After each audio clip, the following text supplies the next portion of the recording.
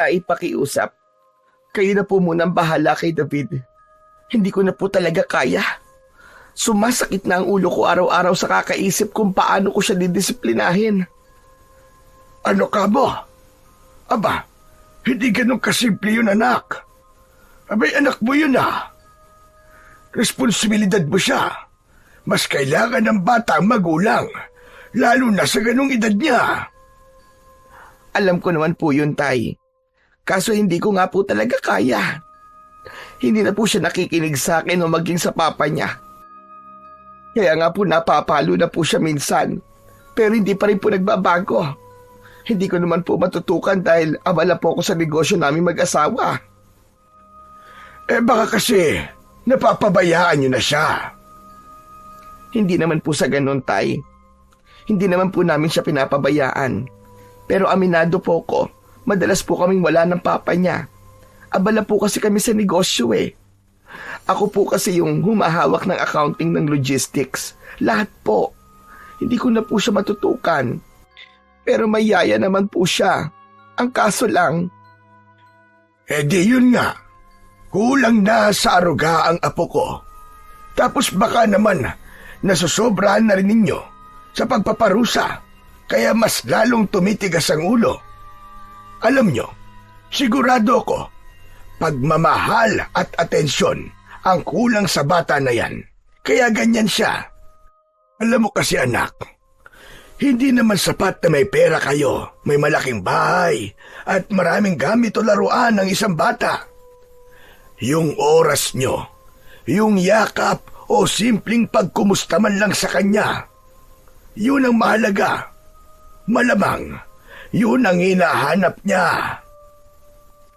Paano nga po, Tay? Ako na nga halos ang bumubuhay sa negosyo namin. Hindi ko po pwedeng pabayaan yun. Hindi naman po pwedeng maasahan ng asawa ko pagdating sa management. Ako lang talagang marunong humawak sa negosyo namin, Tay. Wala po akong pagpipilian. Ang problema nga, pinili mong mas alagaan ang negosyo mo kaysa sa anak mo. Kaya yung batang yan, lumaki na parang walang direksyon. Kasalanan mo yan. Tapos ngayon, gusto mo na ako ang pumutol sa sungay niya. Aba, Leticia, matanda na ako. Mas gusto ko sana ng tahimik na buhay. Ano pong gagawin ko? Ikulong ko po sa bahay? Alam niyo bang expel na naman sa school yung bata na yan? Wala na po may gustong tanggapin siya dahil sa reputasyon niya bilang isang bully. Baka naman magawan niyo po ng paraan dito. Ganun na kalala? Abay, bakit naman nagkaganon? Kaya nga po, Itay. May binugbog po siyang kaklase niya. Medyo napuruhan po. Na ospital yung bata, Itay.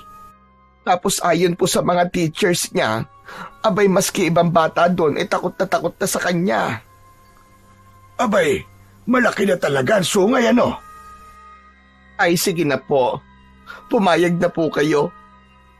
Maski ilang buwan lang naman po.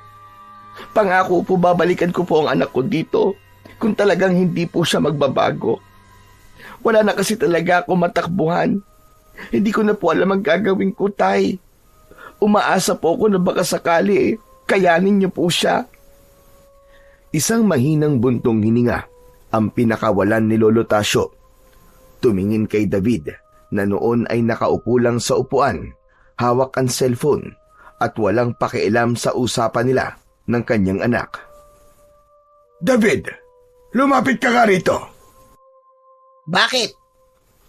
Totoo bang nambubugbog ka ng mga kaklase mo? Oo, kasi naman sila nauuna Gumaganti lang naman ako. Kailangan kong gawin yon kasi wala namang magtatanggol sa akin Palagi nila akong ginagalit, kaya nasasaktan ko sila. Kasalanan nila yun. Ang tatapang nila, hindi naman nila ako kaya. Ganun ba?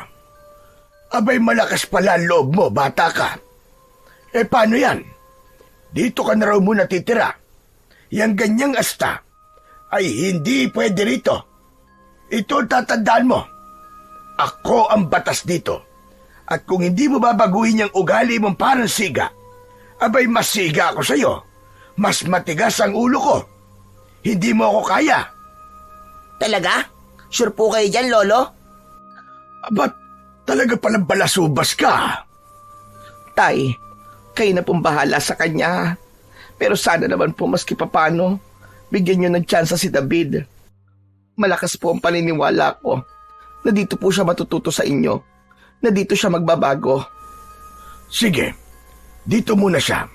Pero tandaan mo, Leticia, kapag hindi siya natuto, hindi ako magdadalawang isip na palayasin yan. Opo. Salamat po, Itay. Salamat po. Sana lang po, kayanin yung pagpasensya ng bata. Hindi pasensya ang kailangan sa ganyang klase ng bata, kundi disiplina at respeto. Yan ang ipapakain ko sa kanya rito araw-araw. Paano po, Tay? Kayo na po ang bahala sa kanya. Andiyan na po ang lahat ng mga gamit niya, mga damit, laruan, gadgets at iba pa. Tsaka po pala, ito po ang pera, panggastos niyo po maglolo. Buwan-buwan po ako magpapadala ng allowance niya. Saka Tay, kung maaari po, ay ipaayos niyo ang isang kwarto. Bumili ka po ng bagong kama niya, bagong kurtina, ipapintura niyo po. Tapos, pakikabitan po ng aircon para naman maging komportable si David. Hindi ko kailangan yan, anak. Kaya kong pakainin ng anak mo. Ako ang bahala sa apo ko. Kung gusto mong bumait yung anak mo, kailangan matikman niya kung paano mamuhay ng simple at kung paano mabuhay ng walang nag-aasikaso sa kanya. Dito, matututo siya maghugas ng pinggan, magwalis ng bakuran, at kumain ng kung anong nakahain. Kasi Tay, baka naman mahirapan siya masyado. Hindi po kasi sanay si David sa ganon. Yan na nga ang problema eh. Kaya lumalaki ang ulo. Hindi marunong dumanas ng hirap. Hindi ko siya palalakihin dito na akala niya siya ang hari. Sige po, Tay. Kung yan po ang alam niyong makakapagpatino sa kanya. Basta kung may kailangan po kayo o kaya may maging problema sa kanya, tawagan niyo lang po ako. Sige anak. Pabiyahe ka na ba? Pabalik ng Maynila? Opo. Kailangan ko na pong bumalik kagad kasi di ako pwedeng mawala ng matagal. Maski isang araw lang sa negosyo. O sige, ako na ang bahala sa anak mo. Paano anak? Aalis na si Mama ha. Huwag masyadong matigas ang ulo mo dito.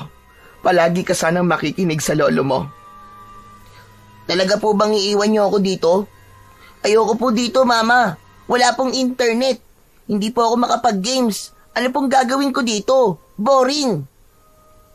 Nagkatinginan ang mag-ama. Sumiryoso ang mukha ng matanda at saka napatingin kay David na parang binabasa na kagad kung anong ugali meron ang apo niya. Nagsasalita ito pero hindi nakatingin sa kanila. Tapos panay ang dut-dut nito sa kanyang cellphone. Madiin ang pagpindot niya sa screen. Halata sa kanyang muka ang pagkadismaya sa desisyon ng kanyang ina. Ano ngayon kung walang internet? Hindi mo naman yan ikakamatay ah. Oo nga, pero wala naman akong magawa dito. Ayoko dito, Mama. Hindi ka na pwedeng sumama sa akin, David. Dumito ka na muna sa lolo mo. Wala na tayong dapat na pag-usapan tungkol dito. Magpakabait ka dito, anak. Yun ang gusto ko. At kung mabait ka na, saka ka namin babalikan. Ano? Narinig mo naman siguro sinabi ng mama mo, David. Dito ka sa akin titira. At dito sa bahay ko, ikaw ang mag-a-adjust at hindi ako. Kung ayaw mo dito, problema mo na yon. Sige na, Leticia. Bumiyahe ka na at baka gabihin ka pa pabalik sa inyo. Sige po, Itay. Ay, sandali nga pala. Kunin mo yung cellphone niya. Hindi niya kailangan yan dito. Ano ba naman yan? Bakit pati cellphone ko pag didiskitahan nyo? Ayoko! Hindi ko to bibigay! Anak, ibigay mo na. Kailangan nating sumunod sa patakaran ng lolo mo. Teka! Hindi fair to! Pati cellphone ko kukunin? Anong gagawin ko dito? Tutunga nga maghapon? Wala naman akong kaibigan dito eh. Wala akong kakilala. Tapos ngayon walang internet, walang cellphone, walang laro, walang kahit na ano. Prisoner ba ako dito, ha? Ha! Prisoner pala ha? Ayos, binigyan mo ko ng ideya. Aba, kung gusto mo maging prisoner, kaya kitang gawing totoong bilanggo dito. Kung gusto mo, ikadena pa kita sa puno dyan sa likod. Natulala si David sa sinabi ng kanyang lolo at di ito nakapagsalita. Hindi siya makapaniwala na matapang ang matandang nasa harapan niya.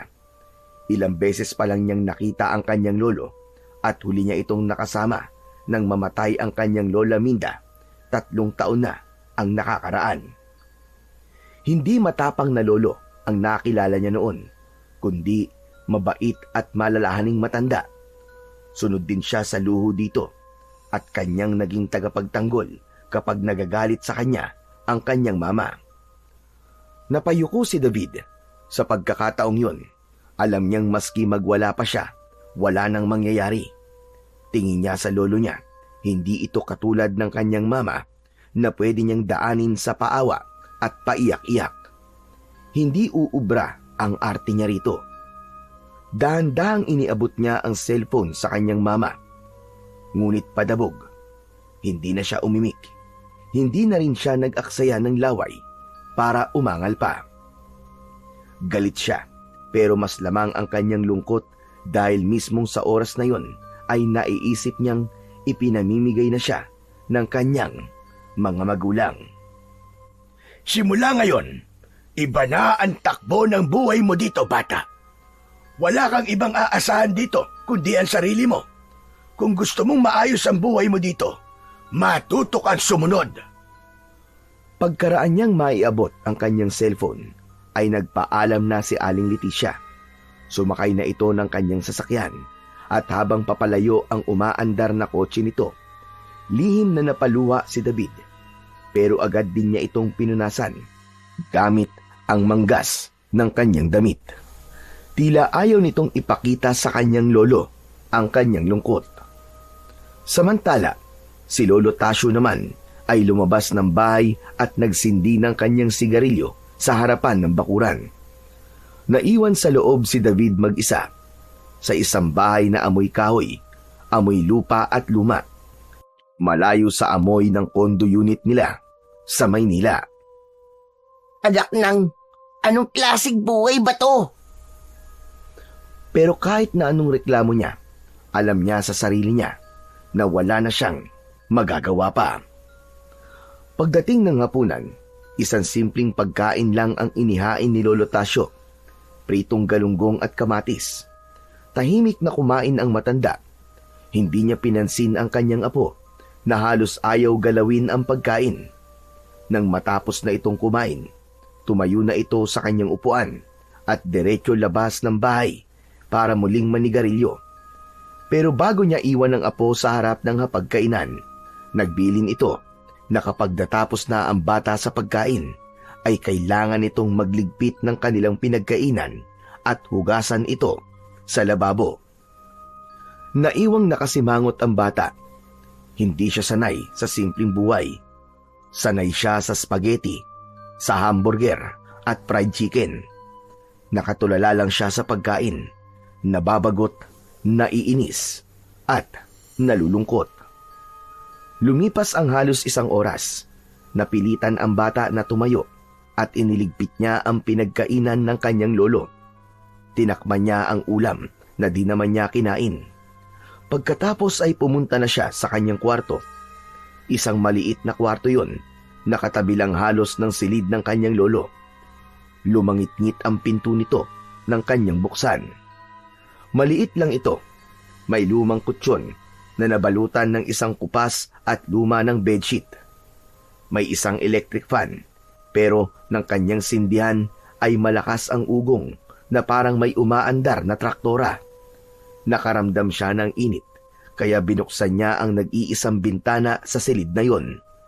Wala itong kurtina. Naramdaman niya ang malamig at preskong hangin mula sa labas. Humiga siya sa kama. Medyo matigas, hindi tulad ng kutsyon niya sa bahay nila na malambot at makapal. Sinubukan niyang pumikit. Binalot niya ng kumot ang kanyang buong katawan kahit mainit. Gusto niyang umiyak pero pinigilan niya ang kanyang sarili. Ayaw niyang marinig ng kanyang lolo dahil baka pagtawanan lamang siya nito. Biglang uminit ang pakiramdam ni David, kaya napilitan siyang alisin na ang kumot. Napatingin siya sa may bintana dahil naramdaman niyang may presensyang nanggagaling doon. Muntik na siyang mapasigaw sa gulat nang makita niya ang kanyang lolo Tasyo na nakadungaw at nakatitig ng matalim sa kanya. Bakit po? Dapat nakasara lahat ng pinto at bintana bago ka matulog para maiwasan ang hindi inaasahang pangyayari. May mga gumagala dito sa baryo tuwing gabi. Gumagala? Ano po yun?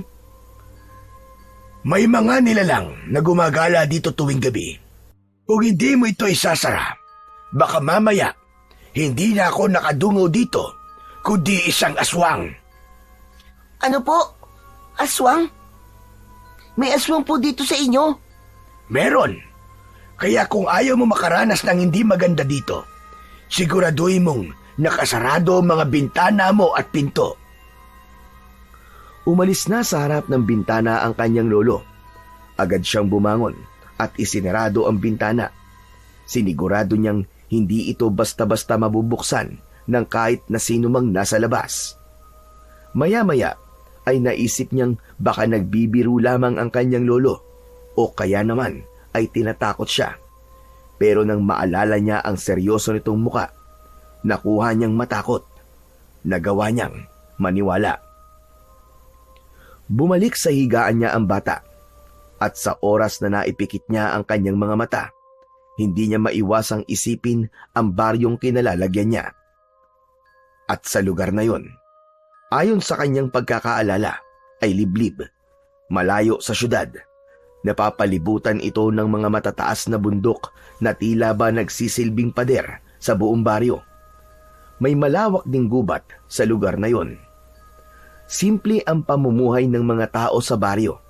Karamihan sa kanila, ang ikinabubuhay ay pagsasaka, pangingisda sa ilog o nag-aalaga ng mga hayop tulad ng kambing, baka, kalabaw at mga manok. Walang malaking gusali, walang mall, walang arcades at sinihan, wala ring mga magagarang mga restoran. Naging mabagal ang oras ng gabing yun. Kaya naman, pakiramdam ni David ay magiging mabagal din ang oras para sa kanya habang naroon siya sa baryo. Nung biyahe nila ay nakita niyang walang halos nagbago sa baryo sa loob ng 3 taon. Ang mga bagay na nakatayo ay gawa pa rin sa mga kahoy at yerong mga kalawangin. Tulad sa bahay ng kanyang lolo, napabuntong hininga siya. Hindi niya lubos maisip ang dahilan kung bakit sa dami ng pera nilang mag-anak ay di man lang mapaayos ng matanda ang bahay nito. Gayong kaya naman nilang gawing mansyon o isang magandang rest house ang bahay ng kanyang lolo. Pagkalipas ng halos 1 oras na pag-iisip, biglang bumigat ang kanyang mga mata. Dahan-dahan niyang muling ibinalot ang kumot sa kanyang katawan. Kahit mainit, kahit hindi siya komportable, nakatulog si David. Kinabukasan, nagising siya sa malalakas na tilaok ng mga manok. Paglabas niya ng kanyang kwarto, wala ang kanyang lolo. Sa ibabaw ng lamesa, may iniwang sulat ang matanda. Dinampot niya ang papel at binasa. Nalaman niya na nagpunta ng palengke ang kanyang lolo Tasyo. Napabuntong hininga siya. Napatingin sa lamesa at nakita niya ang 2 nilagang itlog. Maayos na nakalagay sa isang mangkok at katabi nito ang natakpang galunggong na hindi niya kinain kagabi. Napangiwi siya sa pagkain. Anak ng... Ito na naman? Wala na ba talagang iba? Grabe naman ng parusang to, Mama. Gusto ko nang umuwi. Panay ang reklamo niya, pero naramdaman niya ang labis na panginginig ng kanyang kalamnan at ang kanyang tiyan ay panay na rin ang tunog. Wala na siyang pagpipilian. Hilo na siya at pakiramdam niya ay mawawalan na siya ng malay kung hindi siya kakain. Napilitan siyang umupo at harapin ang kanyang almusal. Dahan-dahan, kahit nakasimangot, kinain niya ang itlog at tinikman ang malamig na galunggong. Pagkatapos kumain, nagligpit siya ng pinagkainan, gaya ng bilin ng kanyang lolo. Hindi niya alam kung ano pa ang gagawin. Kaya matapos hugasan ang mga plato, nagpasya siyang lumabas muna ng bahay at mamasyal. Naglakad-lakad siya sa bakuran. Nang mainip ay lumabas siya sa kalsada at di sa kalayuan ay nakita niya ang grupo ng mga batang naglalaro ng holen. Dahan-dahang lumapit sa kanila si David. Pinanood niya ang mga batang naglalaro. Naaliw siya kahit papano. Isang holen ang gumulong palapit sa kanya. Kaya naman, pinulot niya yon. Nilapitan siya ng isang matabang bata. Malaki ito kumpara sa kanya at sa ibang bata na naroroon. Marami itong hawak na holen sa kanyang mga kamay at puno na rin ang kanyang bulsa. Hoy! Sino ka ha? Hindi ka taga rito ah! Baka mamaya magdanakaw ka ha? Nang marinig yon, gumulo kagad ang dugo ni David. Hindi siya sanay na inaasar ng hindi niya kakilala. Hoy! Hindi ako magdanakaw, no? Huwag mo akong pinagbibintangan, ha? Eh bakit nasa iyo ang holen ko? Balak mo yan nakawin oh. Akin na nga mga yan. O di sa'yo na. Gumulong lang naman yan sa paa ko eh. Pinulot ko lang, no? Huwag ka nang palusot. Kunwari ka pa eh. Nagagalit ka pa. Ano? Lalaban ka ba? Hindi mo ba alam na ako ang siga dito? Gusto mo suntukan tayong dalawa? Bago pa siya makasagot, itinulak siya ng bata sa balikat. Nawalan siya ng balanse at muntik na siyang matumba sa lupa. Lahat ng batang nakapaligid ay nagtawanan. Lalong nag-init ang kanyang ulo. Hindi niya na napigilan pa ang sarili. Sinugod niya ang matabang bata. Isang malakas na suntok ang pinakawalan niya at tumama ito sa muka ng bata. Dahilan para mapaatras ito. Muli siyang sinugod ni David at lahat ng mga hinanakit niya at sama ng loob ay pinakawalan niya sa pagkakataong yon. Nataranta ang mga bata nang makitang nagugulpi na ang kanilang kalaro. Agad silang nagtawag ng kanilang mga kakampi. Dumating naman ang dalawang binatilyo na di hamak na mas malaki pa sa batang kalaban niya. Nang makita ito ni David, medyo kinabahan siya. Naisip niya na di niya kakayanin ang mga ito. Napaatras siya at humanap ng pwedeng takbuhan. Ngunit bago pa siya makatakbo, nahawakan na kagad siya ng binatilyo sa kanyang damit. Sinubukan ni David na manlaban, pero malaki talaga ang dalawang bata. Agad siyang nakatanggap ng sipa at malalakas na suntok mula sa mga ito. Pero bago pa siya tuluyang mabugbog, ay may narinig siyang boses. Bitiwan niyo siya! Apo yan ni Lolo Tasyo! Lagot kayo! Lumingon si David, isang batang lalaki na halos kasing edad lang niya ang kanyang nakita. Pero mas matangkad ito ng konti sa kanya. May dala itong mahabang patpat sa kamay at ang muka ay seryosong seryoso. Pag di kayo tumigil, isusumbong ko talaga kayo sa lolo niya! Lagot kayo doon! Natigilan ang mga binatilyo. Binitiwan nila si David. Apo ka pala ni Tatang Tasyo eh! Bakit di mo naman kagad sinabi? Eh di sana, hindi ka nabugbog. Halatang biglang bumait ang mga bata. Tila naduwag at humingi pa ng tawad sa kanya.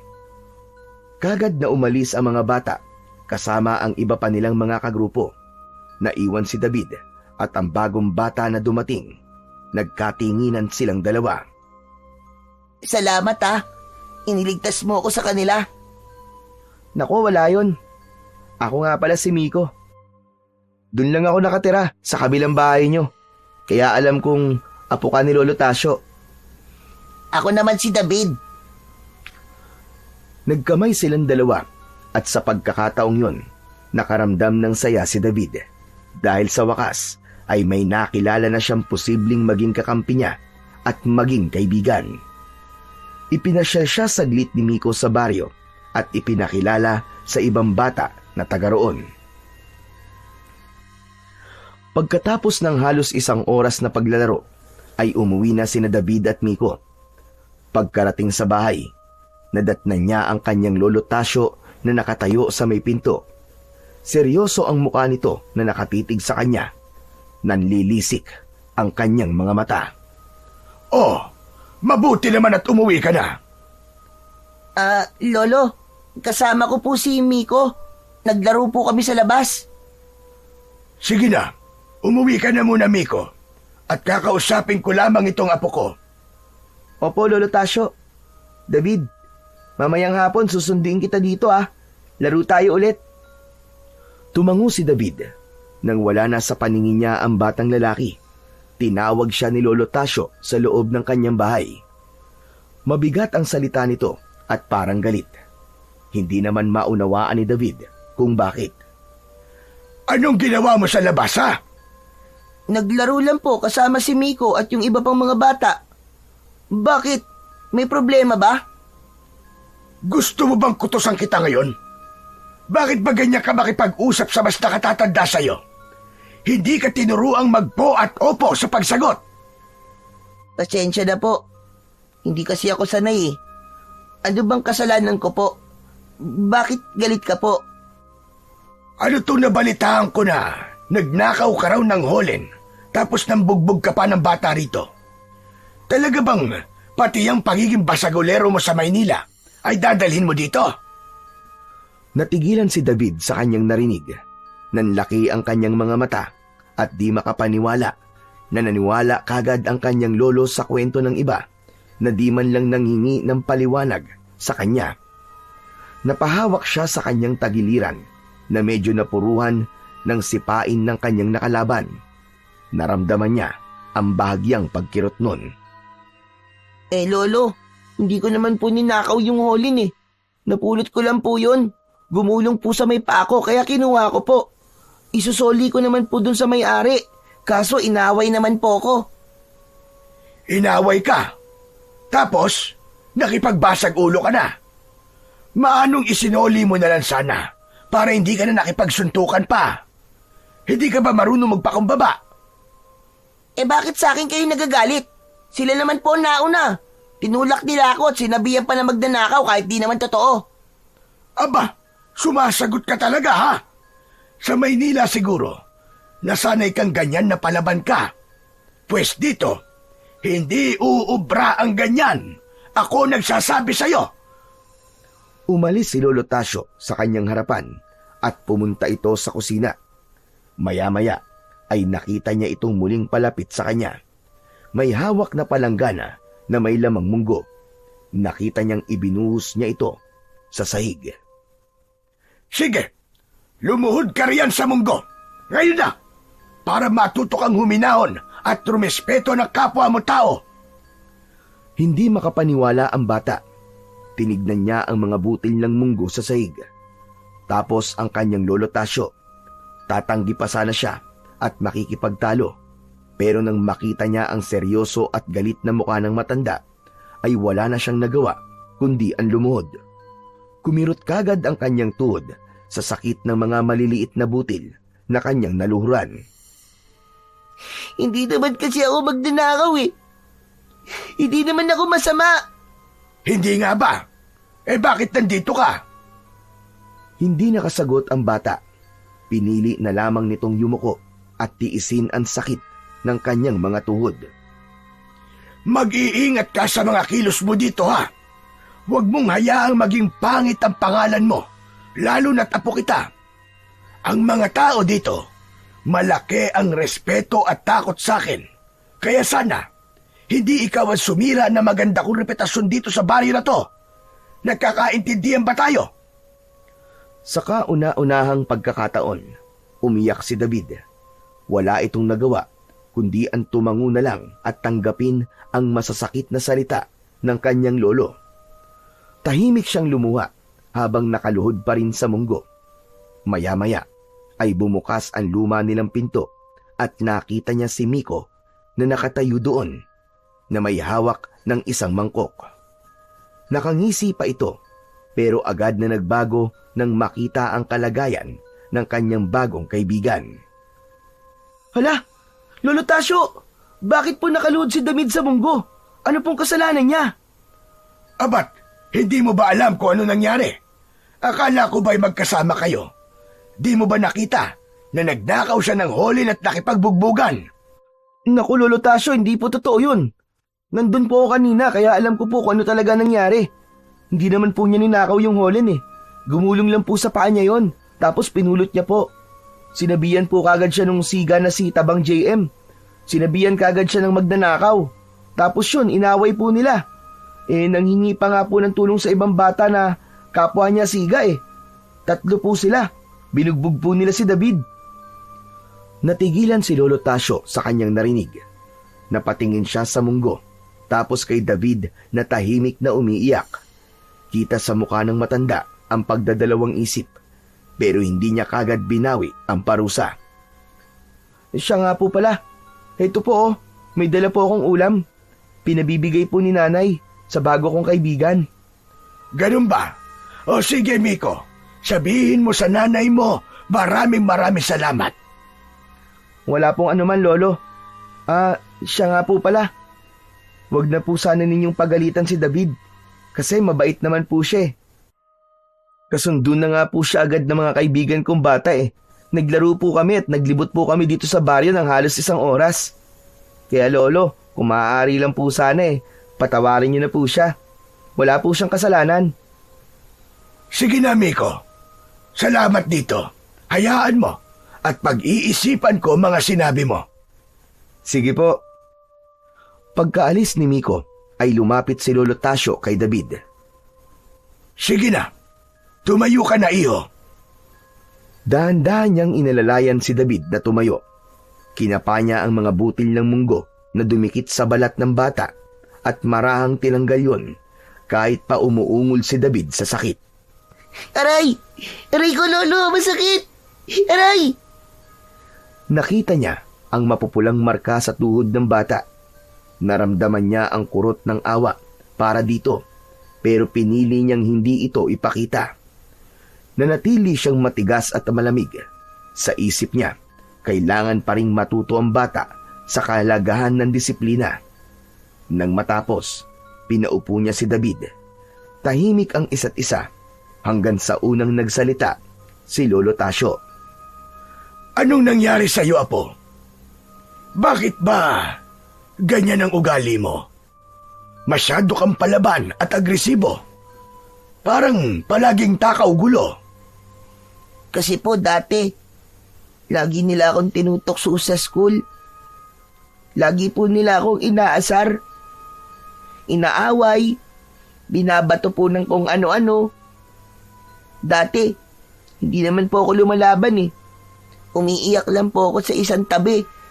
Kaso, namiyahasa po sila. Halos araw-araw, Lolo. Ako yung pinagtitripan nila at sinasaktan. Minsan pa nga po, binato nila ako ng basag na bote. Ito po, oh. Dahan-dahang tinupi ni David ang manggas ng kanyang damit. Saka ipinakita ang pilat sa kanyang braso. Ito po, nasugatan po ako dahil doon. Nagsumbong naman po ako kila mama eh. Pero ako pa po ang pinagalitan nila. Ang sabi lang nila, umiwas na lang daw ako sa mga bully. Parang hindi po sila naniniwala sa akin. Kahit nga po mga teachers ko eh. Mas pinaniniwalaan ng mga bully. Lagi na lang ako yung pinapagalitan nila. Laging ako yung nasisisi. Wala pong kumakampi sa akin, Lolo. Kahit si Mama at Papa, hindi sila nakikinig sa akin. Nakakapagod na po eh. Huminto sandali si David. Pinipigilan ang muling pag-iyak. Pinipigilan na rin ng matanda ang kanyang emosyon ng oras na yon. Mabigat ang kanyang dibdib sa bawat salitang narinig sa kanyang apo. Kaya po natuto akong lumaban, Lolo. Kasi kung hindi, baka mas lalo lang nila akong apihin. Pero kahit lumaban ako, mas lalo akong inayawan ng mga tao sa eskwelahan.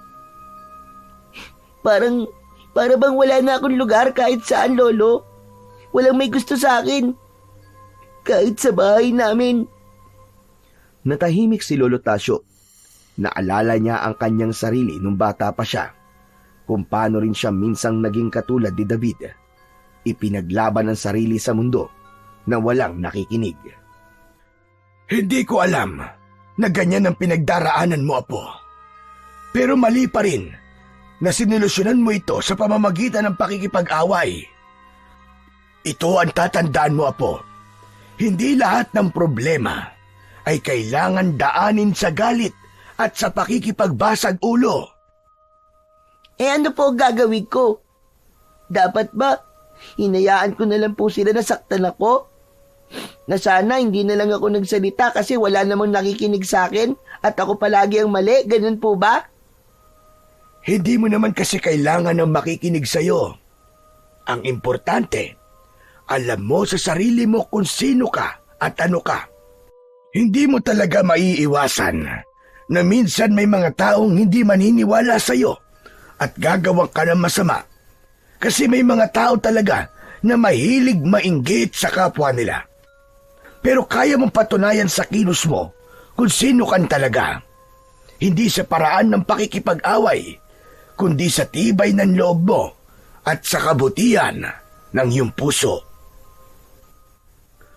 Napatingin si David sa kanyang lolo. Hindi man niya lubos maintindihan lahat ng sinabi nito, pero ramdam niya ang sinseridad nito. Sa unang pagkakataon, parang nagkaroon siya ng karamay. May isang tao na nakinig sa kanya at pinayuhan siya tungkol sa buhay. Mula sa araw na ito, Apo, hindi mo na kailangan lumaban na mag-isa. Apo kita, ako ang kakampi mo sa lahat ng pagkakataon. Pero kailangan mong matuto kung paano lumaban sa tamang paraan. Hindi na mapigilan ng bata ang muling mapaiyak. Mabilis niyang pinahid ang mga ito sa damit. Pero nakita ulit yon ni Lolo Tasio. Hindi na siya sinermonan pa. Sa halip, hinawakan niya ng bahagya ang ulo ng bata at ginulo ang kanyang buhok bilang tanda ng kanyang pagmamalasakit at pagmamahal sa kanyang apo. Pagdating ng gabi, bago matulog si David, matagal siyang nakatingin sa yero. Napangiti ang bata dahil sa wakas may isang taong handa na ring makinig at umintindi sa kanya. Nakatulog siya ng mahimbing. Maaga pa lamang ay naroon na si Miko sa bahay ni na Lolo Tasio. Bitbit niya ang isang tirador na yari sa kahoy at goma. Tara na, David. Manghuhuli tayo ng ibon. Nako, hindi ako marunong yan, Miko eh. Ang dali-dali lang nito, no? Turuan kita. Ganito, oh. Lalagyan mo lang ng bato, tapos hihilain mo tong goma na to. Tapos, bibitiwan mo. O di ba? Ang dali lang. Ikaw naman, subukan mo. Inabot ni Miko ang tirador kay David. Kinuha naman ito ni David at sinubukang gayahin ang ginawa ng kanyang bagong kaibigan. Yan, sige, ganyan nga. Ipitin mo yung bato sa goma, tapos hilahin mo palapit sa'yo. Medyo lakas-lakasan mo lang ng konti.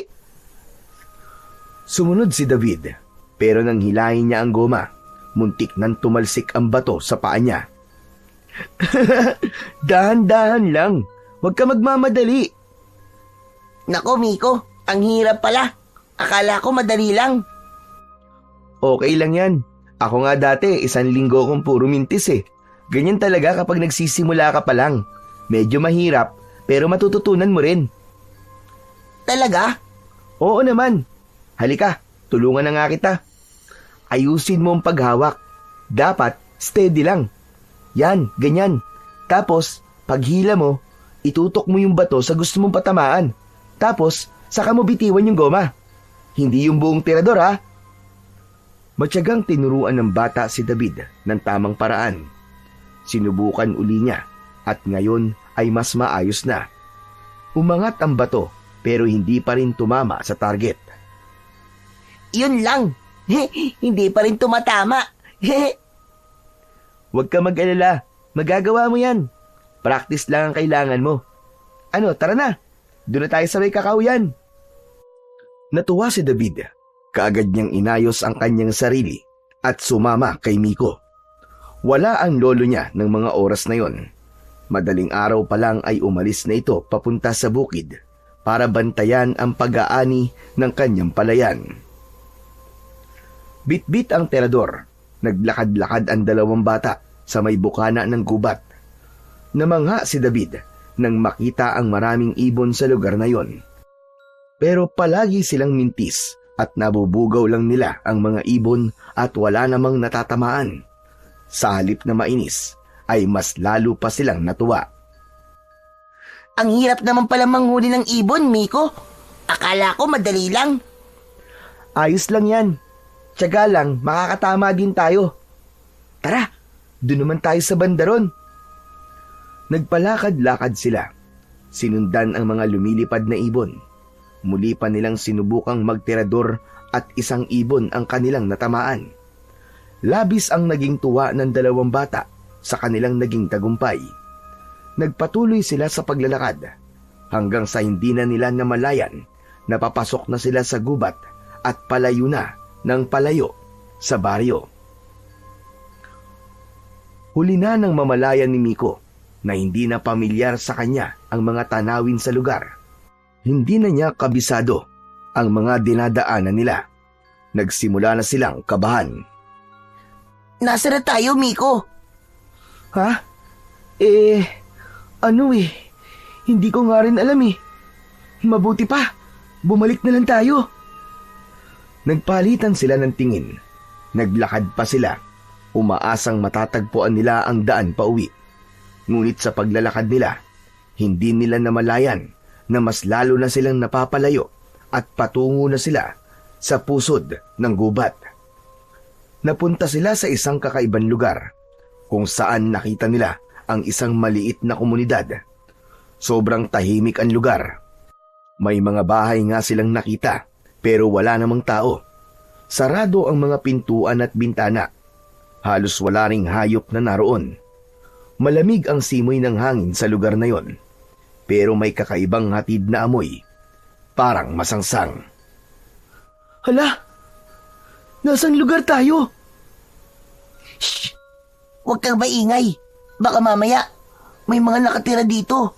Pero masasamang tao naman pala. Hala? Oo nga. May naikwento pala sa akin ng si Lolo Tasyo tungkol sa isang baryo ng aswang dito sa gubat. Mukhang ito na yung lugar na yon. David, umalis na tayo dito. Hindi tayo ligtas sa lugar na to.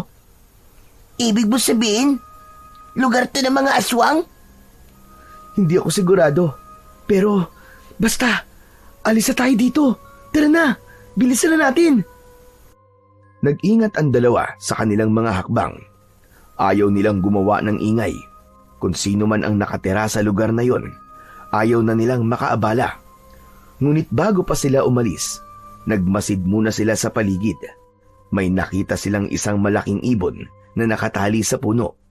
Isang malaking agila. Sugatan ito.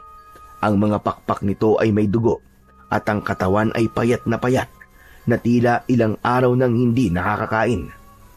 Nakatingin ang dalawang bata sa agila. Kawawa naman siya. Tignan mo, Miko. Oo nga eh. Anong gagawin natin? Pakawalan natin. Sigurado ka? Baka mamaya may makakita sa atin tapos... Huwag na lang tayo maingay. O sige. Hindi na sila nagdalawang isip. Lumapit sila ng dahan-dahan sa agila. Tinitigan sila nito, ngunit wala ng lakas para lumaban o humuni ang kawawang ibon. Mabilis nilang kinalagan ang tali sa paa ng agila. Nagawa nilang palayain ang ibon. Subalit nang bitiwan nila ito, hindi ito lumipad. Naglakad lang ang agila. Nanginginig ito at mahina. Hindi nila malaman kung ano ang gagawin.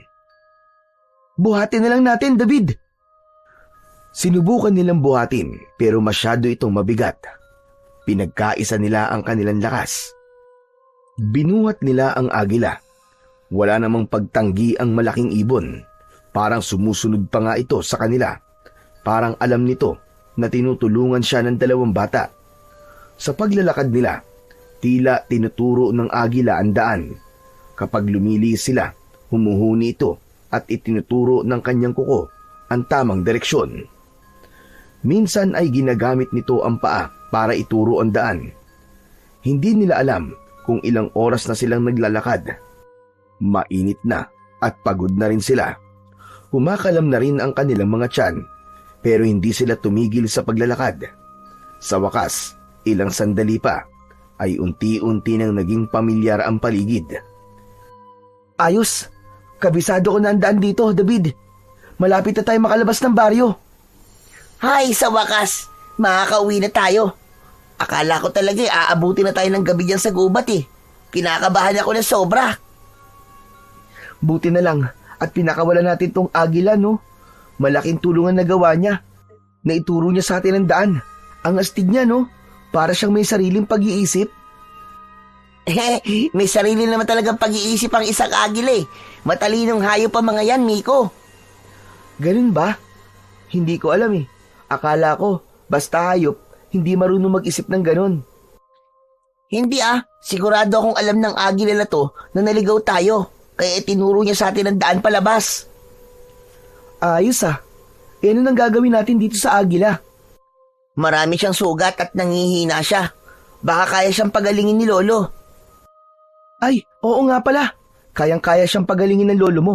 Kasi dati, isang mahusay na antingero at albularyo si Lolo Tasyo. Marami siyang napapagaling ng mga may sakit. Kaya sigurado ko na mapapagaling niya ang agilang to. Kung ganon, ay dadali natin siya kay Lolo para gumaling na kagad ang sugat niya.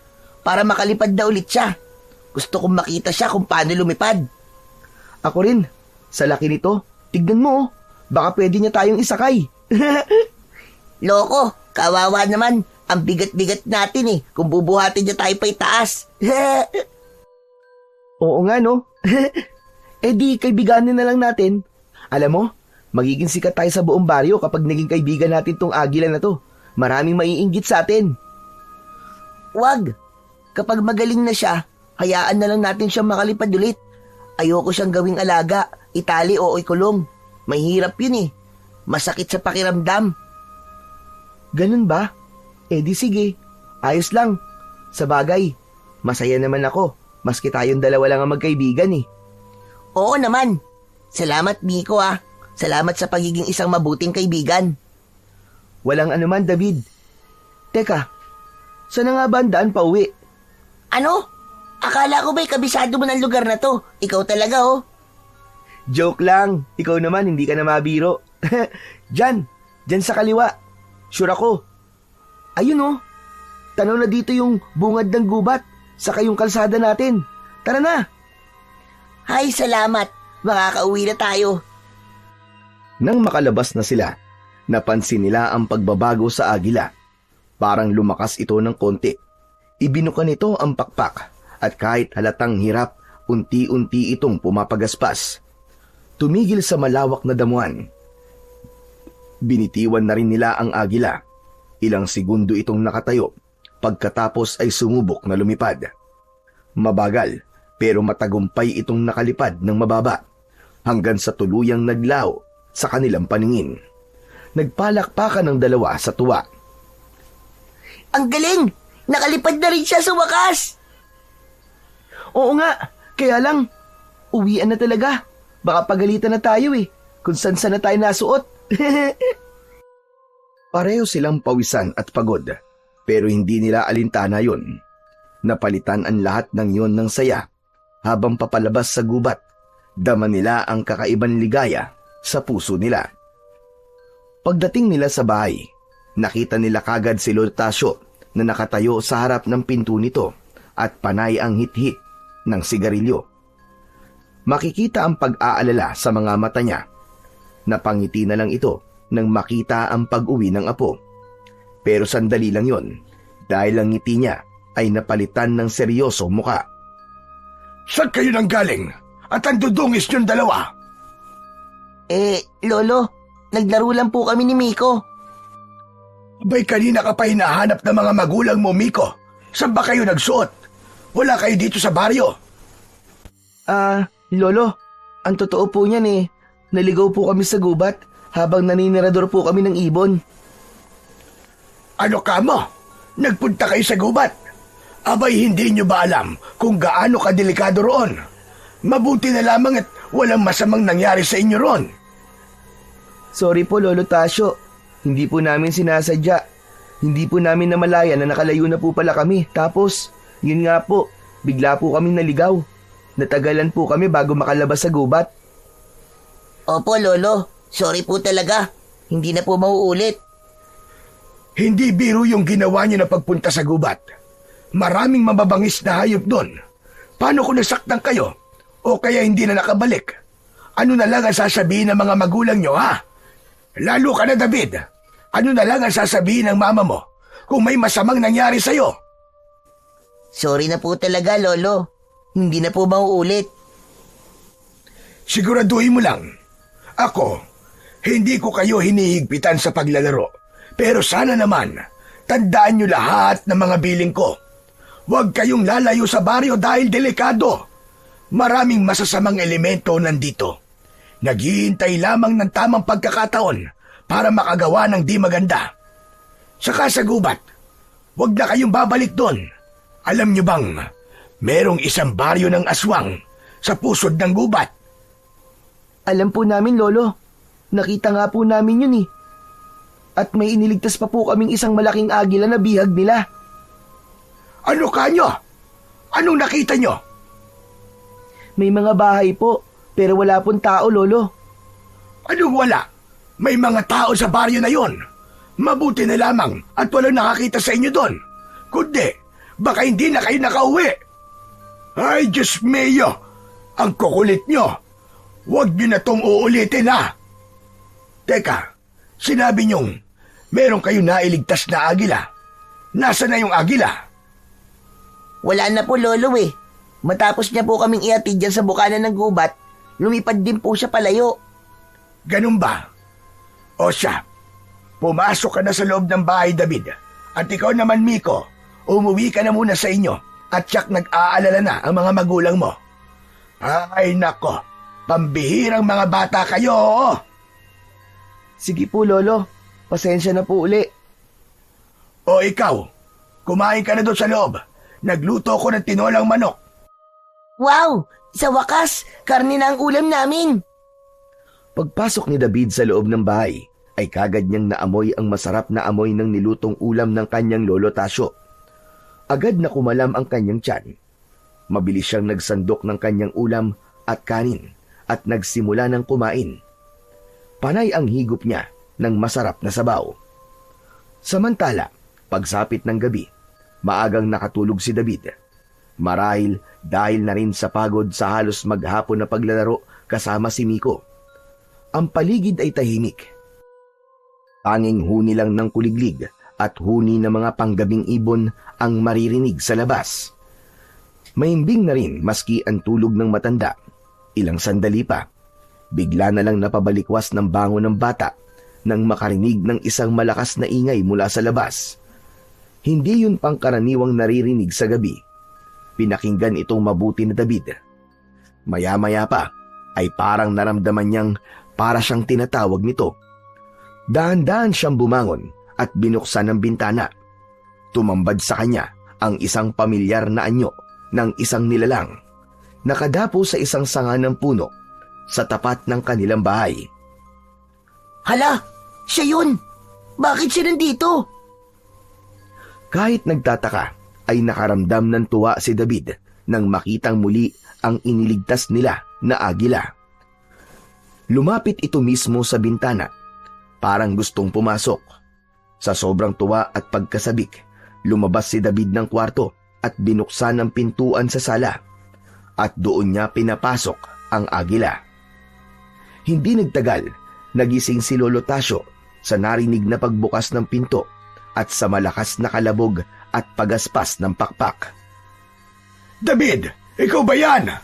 Ano bang ingay yan, ha? Paglabas niya ng silid, natigilan ang matanda dahil isang malaking agila ang nasa loob ng bahay nila. Ano to, David? Saan galing yan? Bakit may malaking agila dito sa loob ng bahay ko? Lolo, siya po yung agila na tinulungan po namin ni Miko sa gubat. Sigurado ka? Nako, Ang mabuti pa ilayuan mo na yan. Tignan mo muna kung talaga bang agila yan o nagbabalat kayo lamang. Lumapit si Lolo Tasyo sa agila at maingat niya itong tinignan. May naramdaman siyang kakaiba. Tila ba may kakaibang enerhiya ang nilalang. Pero nang makita niya ang mga sugat ng agila sa pakpak at sa katawan nito, napanatag ang matanda. Sige, kunin mo yung baul sa ilalim ng higaan ko. Kailangan natin magamot ang mga sugat niya. Kaagad naman na sumunod si David sa inutos ng kanyang lolo. Kinuha niya ang lumang baul kung saan naroon ang mga halamang gamot at pampahid ng kanyang lolo. Iniabot niya ito sa kanyang lolo. Maingat nilang nilinisan at nilapatan ng lunas ang mga sugat ng agila. Hindi ito nanlaban. Parang sanay na sa haplos at presensya ng tao. Kinabukasan, nagulat si Miko nang makita niya ang agila na nakadapo sa puno sa bakuran nila. Uy! Yung iniligtas nating agila oh! Paano nakarating yan dito, David? Di ba, pinakawalan na natin yan? Oo nga eh. Basta na lang siya dumating kagabi. Ang galing no? Bumalik talaga siya. Oo nga eh. Ngayon, alaga na namin siya ni Lolo. Ano kaya magandang ipangalan sa kanya? Ha? Bakit naman bibigyan mo pa ng pangalan? Ano yan, aso? Bakit naman hindi? Saka hindi lang naman aso ang alagang binibigyan ng pangalan ah. Ano kaya kung Aruyo?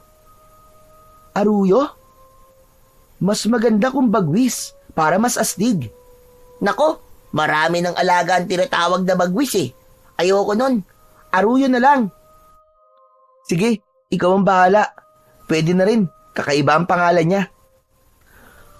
Mula ng araw na yon, naging kasama na nila si Aruyo sa araw-araw. Maski hindi ito nakatali sa puno, ay hindi ito umaalis. Minsan ay lumilipad ito sa kalangitan at naghahanap ng kanyang makakain, pero bumabalik din kagad ang agila. Naging mabuting kaibigan talaga si Aruyo. Lalo din itong napalapit kay David. Madalas silang maglaro sa bakuran at para itong aso na palaging nakasunod kahit saan man siya magpunta.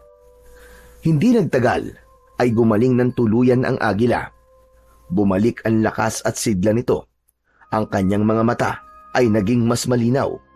Naging mas makintab ang balahibo at lumapad pa ang matitibay nitong mga pakpak. Isang gabi, habang natutulog si Lolo Tasyo, hindi mapakali ang bata. Parang may humihila sa kanya palabas ng bahay. Tumayo siya at dahan-dahang binuksan ang pinto. At sa may lilim ng punong mangga, nakita niya si Aruyo, nakadapo. Tahimik, pero may kakaibang liwanag sa katawan. Nagulat si David. Ang katawan ni Aruyo ay tila may sinag na ginto. Nagniningning ito sa dilim na parang bituin. Hindi niya maipaliwanag ang kanyang nararamdaman. Lumapit siya at paglapit niya, tumingin ng diretso ang ibon sa kanya, mata sa mata. At doon, parang may tinig na pumasok sa kanyang isipan. Hindi ito nagsalita gamit ang bibig, pero malinaw sa kanyang isip ang mensahe. Nagpapasalamat ang ibon sa kanya. Pagkatapos nun, bumaba ang agila sa paanan ni David. Iniunat nito ang mga pakpak at yumuko ang katawan. Tila nag-iimbita na sumakay ang bata sa kanyang likod. Nako, ayoko Aruyo. Baka mamaya mahulog ako eh. Baka hindi mo ako kayanin. Ngunit sa isang iglap, napansin niya na parang lumapad lalo ang likod ng agila. Mas lumiwanag pa ito ng bagya at mas ligtas tignan. Unti-unti ay mas nilapitan pa ni David ang ibon at sa dahan-dahang pag-akyat niya, naramdaman niyang ligtas siya. Kumapit siya na maigpit sa isang iglap. Lumipad ang agila. Kaagad na tumama ang malamig at preskong hangin sa mukha ni David. Ang buhok niya ay tumataas sa bilis ng ihip ng hangin. Ngunit imbis na takot ang maramdaman, ay kakaibang tuwa ang naramdaman niya. Tuwa na parang lumaya siya mula sa lahat ng lungkot at problema. Sa itaas, nakita niya ang buong baryo. Maliit ang mga bahay. Kita rin niya ang ilog na kumikinang sa ilalim ng sinag ng buwan. May mga ulap na halos maabot niya. Ramdam niya ang katahimikan sa itaas. Walang ingay, walang gulo. Puro kapayapaan lang. Napangiti ng mga oras na yon si David. Woohoo! Ang ganda dito sa itaas! Grabe! Ang sarap lumipad!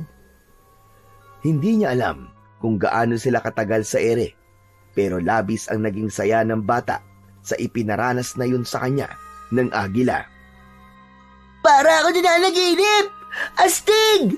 Woohoo! Pagbalik nila sa lupa, marahang lumapag si Arroyo sa tabi ng bahay. Tumalon pababa si David at hindi pa rin makapaniwala sa naranasan. Tinapik niya ang agila. Salamat, Arroyo, ah. Isa kang tunay na kaibigan. At higit pa. Tumingin sa kanya si Arroyo, parang ngumingiti rin. At mula noon, gabi-gabi, bago matulog, hindi na niya nakakalimutang silipin ang labas. Baka sakaling muli siyang isama ng mahiwagang agila sa paglipad. Hanggang sa isang gabi, habang natutulog ang bata, bigla siyang nagising sa kakaibang tunog sa labas. Malakas na hangin, parang may malaking pakpak na lumilipad. Napabalikwas siya ng bangon. Ha? Si Arroyo? Wala na siyang inaksayang oras. Hindi na niya ito sinilip pa sa bintana. Agad siyang lumabas ng bahay. Inisip niya na baka muli silang lilipad ng alagang agila. Pero paglabas niya, hindi niya ito nakita. Wala si Arroyo sa nakasanayang pwesto nito sa puno ng mangga.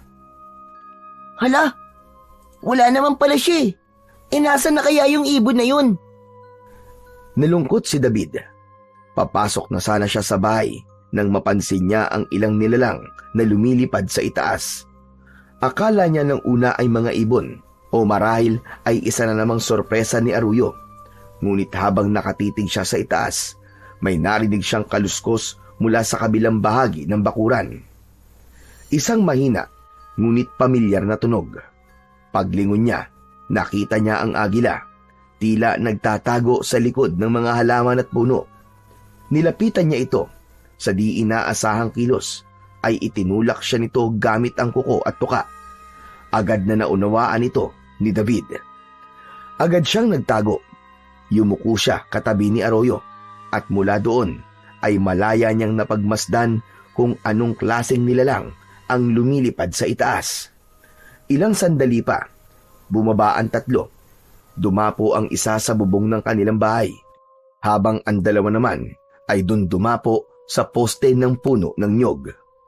Hindi sila mga ibon. Mas malaki ang kanilang mga pakpak. Maitim, parang sa paniki. Balot ng balahibo ang kanilang mga braso at binti. Ang mukha nila ay parang tao, ngunit mahaba ang kanilang ilong. Matulis din ang kanilang baba at pula ang kanilang mga mata. Ang balat nila ay tila magaspang, parang sunog, at ang kanilang mga kuko ay mahahaba't matutulis na parang kutsilyo. Ang isa sa kanila ay ngumisi. Kitang-kita ni David ang matutulis nitong mga pangil na halos lumabas sa labi. Mabango ang paligid. Parang amoy dugo ng tao. Napakapit si David sa balahibo ni Arroyo. Kinakabahan siya. Halos di na makahinga ng maayos. Sa isip niya marahil ay yun na ang sinasabi ng kanyang lolo na mga aswang. Ito ang unang beses na nakakita siya ng aswang ng harap-harapan. Lagot na! Totoo pala mga aswang! Natatakot ako, Arroyo! Anong gagawin natin? Tahimik lang ang agila, tila nakaabang. Ang mga mata nito ay nakatutok lamang sa mga nilalang na parabang handang lumaban kung kinakailangan. May nararamdaman akong presensya. May tao. Lalong napakapit si David sa agila. Ang mga nilalang ay palapit sa pinagtataguan nila. Halos 3 metro na lamang ang layo ng mga ito sa kanila. Nang biglang may humuni mula sa malayo, tulad ng huni ng uwak, nagkatinginan ang 3 aswang. Tara na! Bumalik na tayo sa pugad. Hindi ito ang tamang gabi, mga kasama. Isa-isa silang lumipad. Sa isang iglap, nawala na sila sa itaas. Naiwan ang kakaibang katahimikan sa gabing yun. Nakahinga naman ng maluwag si David. Pawis na pawis. Napatingin siya sa agila. Salamat, Aruyo. Sigurado kung wala ka, baka napahamak na ako. Humuni ang agila at maya-maya ay itinuturo nito ang isang paa gamit ang kanyang tuka. Napansin naman ng bata ang isang maliit na bagay na nakasabit sa matalas na kuko nito. Isang maliit at bilog na bato. Hindi niya alam kung ano yon, pero agad itong nakatawag ng pansin sa kanya. Dahan-dahang yumuko si Aruyo at inilapit ang kuko sa kanya. Para sa bato, Aruyo? Bahagyang tila tumango ang agila. Maingat na kinuha ni David ang mutya. Mainit ito nang dumampi sa kanyang kamay, pero hindi naman siya napaso. At nang mahawakan niya ito ng buo, may kung anong dumaloy na kuryente sa kanyang katawan. Hindi naman siya nasaktan dahil banayad lang ang paggapang nun mula sa kanyang palad. Pakiramdam ng bata, may lakas na pumasok sa kanya sa pagkakataong yon. Hindi ko alam kung ano to, Aruyo. Pero promise, iingatan ko to. Hindi alam ni David kung ano ang bagay na yon, pero batid niyang hindi yun isang karaniwang bato lamang. Tahimik na tumingin ang bata sa kanyang alaga. Inabot niya ang ulo nito at bahagyang hinimas. Ngunit maya-maya lang, narinig niya ang boses ng kanyang lolo Tasyo. David! David, nasan ka ba? Anak ng pating naman tong batang to. Gabing-gabi na ba? Bahagya munang nagtago ang bata nang makita niya ang kanyang lolo na nasa harap ng kanilang pinto at napapakamot sa ulo. Bigla siyang nag-alala na baka magalit ito sa kanya dahil hindi dapat na makita siyang gising pa sa ganung oras. Aruyo, papasok na ako sa loob, ha? Salamat talaga dito sa binigay mo, ha? Marahan siyang lumabas mula sa kanyang pinagtataguan. Nakita siya ng matanda. Abay, siyang kabagaling na bata ka. Anong ginagawa mo sa labas ng ganitong oras? Alam mo bang 10 oras na ng gabi? Pambihira ka. May mga bababangis na hayop dito at kung ano-anong nilalang pa. Pasensya na po, Lolo. Ano bang iniisip mong gawin, ha? Bakit ka nandito? At saka bakit ka nagtatago doon? Lo, may papakita po ako sa inyo. Pero wag po kayo magagalit, ha? Lalo mo naman akong pinapakabe. Ano ba yan? Ito po, oh, galing po kay Aruyo. Hindi ko po alam kung ano to, pero galing po ito sa kuko niya. Tapos, may konting init at banayad po na kuryente ng hawakan ko po. Itinaas ni David ang kanyang kamay at ipinakita ang mutya na hawak niya. Sa ilalim ng gasera kumislap ito. Biglan nanlaki ang mga mata ni Lolo Tasyo. Anak ng tinapa! Galing to kay Aruyo! Opo, ano po ba yan? Ito ang mutya ng kalanginlan. Ano po? Ano po, Lolo? Ngayon lang po ako nakarinig ng ganyang salita. Ang kalanginlan ay hango sa salitang lihim at langit. Isang mutya na mula sa itaas. Isa itong bihirang regalo ng isang nilalang ng langit para sa isang taong may malinis na puso. Hindi ko po talaga maintindihan, Lolo. Ay nako, bata ka pan talaga.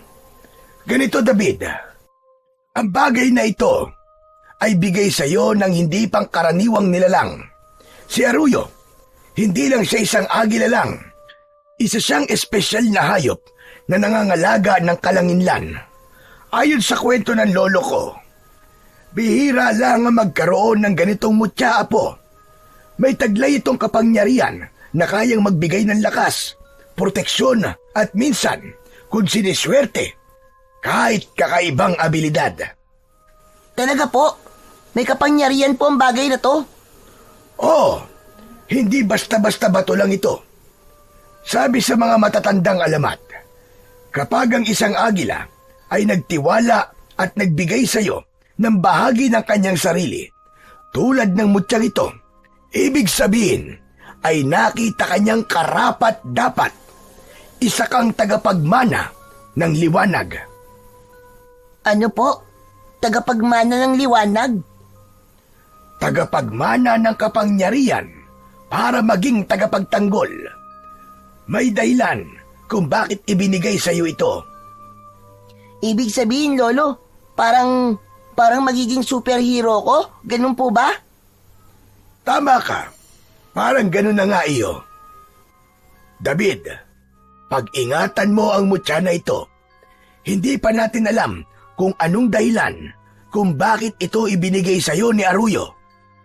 Bihira at hindi lahat ay nabibigyan ng ganitong tiwala ng isang nilalang na gaya ng agilang alaga mo na si Arroyo. Lolo, may sasabihin pa po ko.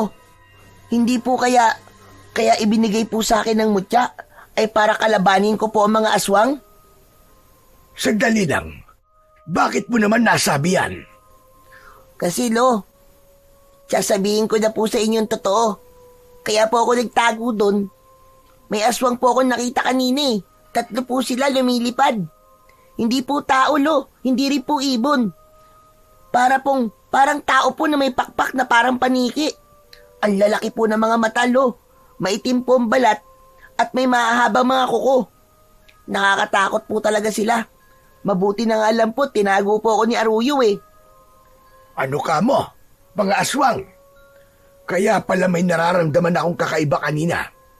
Talagang namiminsala na naman pala ang mga nilalang na yon. Mabuti na lang at nakapagtago ka.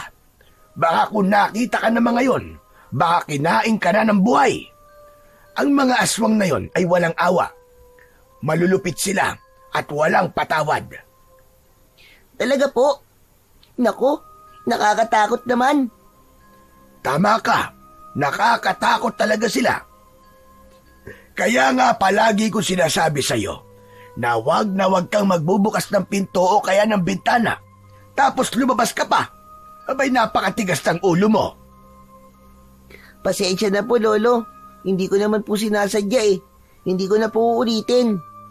Abay, dapat lang. Kung hindi, lagot ka talaga sa akin. Alam mo, Apo, gusto lang kitang protektahan. Mahirap na. Hindi natin alam kung kailan darating ang panganib.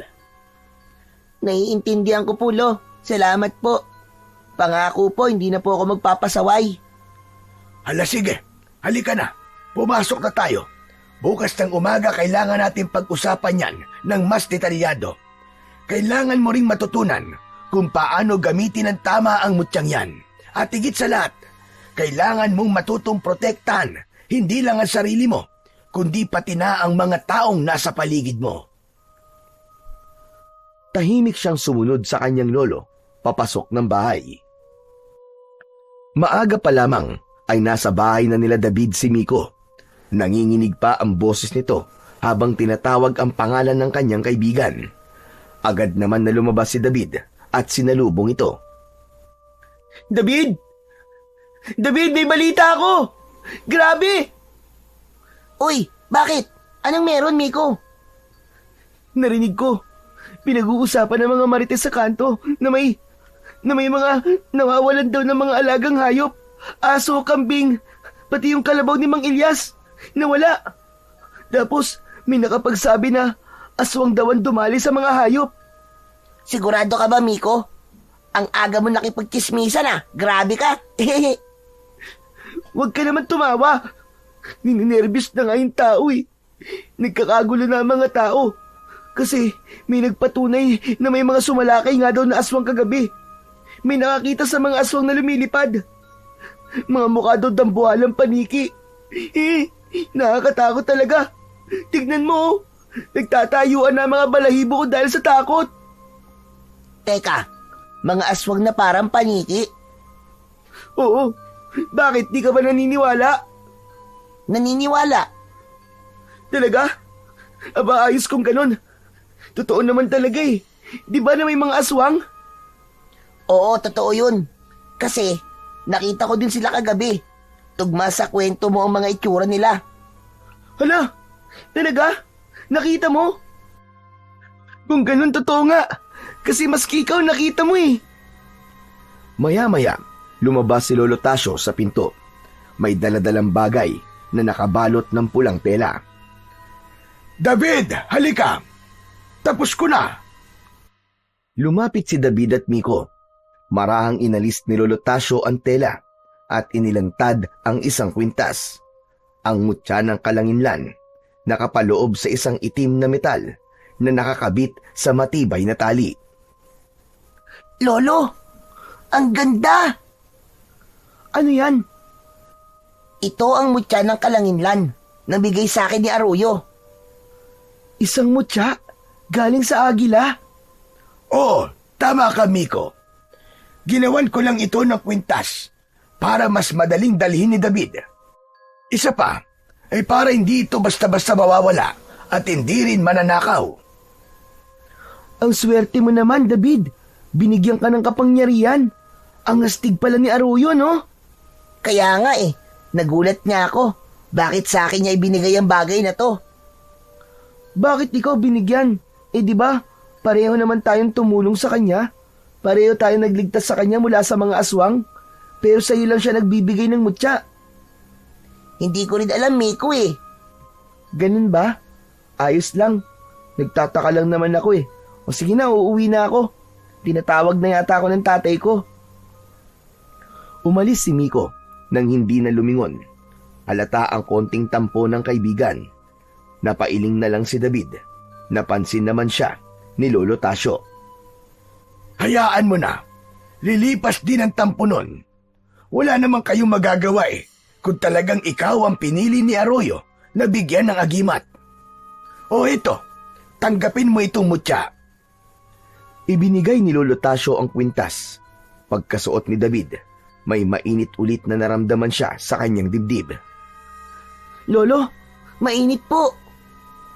Normal lang yan na po. Ibig sabihin yan, tinatanggap ka ng mutya. Ngayong nasa iyo na yan, sasabihin ko na kung ano ang kapangyarihan ng bagay na yan. Ang mutya ng kalanginlan ay nagbibigay ng proteksyon, lakas at mas matalas na pandama. Bibigyan ka rin ito ng kakaibang bilis at tapang. Pero dapat may orasyon ka din. Teka, heto, basahin mo ito at ikabisa. Dahil ang orasyong ito ay kayang palakasin palalo ang kapangyarihan ng mutya. Teka, ba't niyo po sinasabi sa akin to, Lolo? Sinasabi ko sa iyo dahil malaki ang posibilidad na mapalaban ka sa mga aswang po. Dapat may alam ka para meron kang laban. Dahil hindi sapat na may mutya ka lang. Dapat alam mo kung ano ang kalakasan ng iyong kwintas. Kinuha ni David ang isang piraso ng papel na iniabot sa kanya ng matanda. Ito ay isang orasyon na may nakasulat na sinaunang lengguwahe. Tinuruan siya ng matanda kung paano ito bigkasin.